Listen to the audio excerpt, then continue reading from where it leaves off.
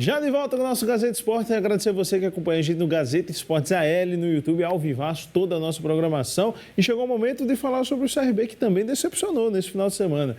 Igor, quarto jogo sem vencer consecutivo e a zona de rebaixamento começa a ficar perto do Galo de novo, né?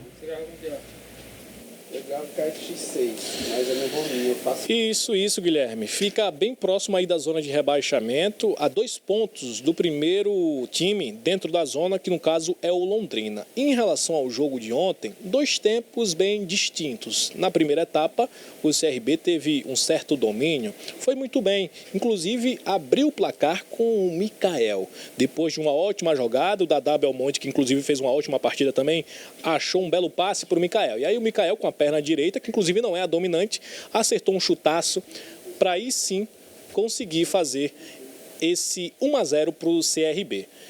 Já seguiu o primeiro tempo com algumas dificuldades, mas teve a oportunidade de ampliar o placar ainda na primeira etapa.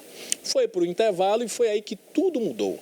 Na segunda etapa, no segundo tempo, o Fortaleza partiu para cima, queria correr, lógico, atrás do resultado. O Fortaleza que antes do início da partida estava na 4ª colocação, estava dentro do G6, então queria partir para cima, queria reverter a situação não tão boa que vinha vivendo e foi atrás desse resultado. Foi de tudo, chutou de fora da área, bola aérea também na área do CRB, fez de tudo para conseguir esse gol de empate. E ainda teve uma intercorrência antes do gol de empate, olha só.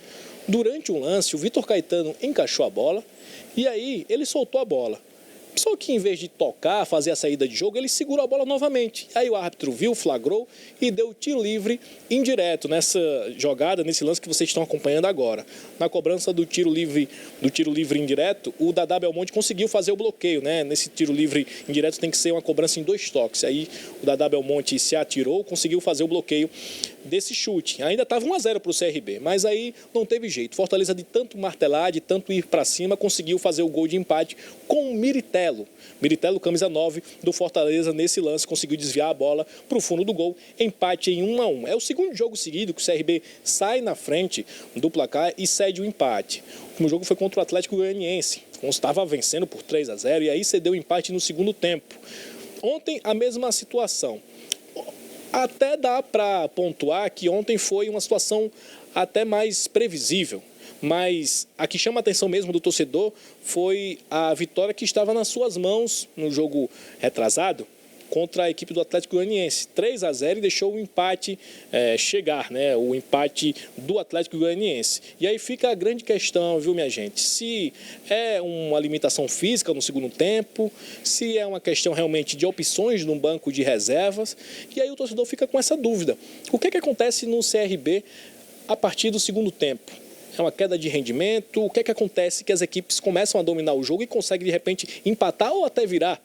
Esse é o grande questionamento. O CRB agora tem que reverter essa sequência negativa. São 5 jogos que restam para o fim do turno e precisa fazer bons resultados para se distanciar da zona de rebaixamento.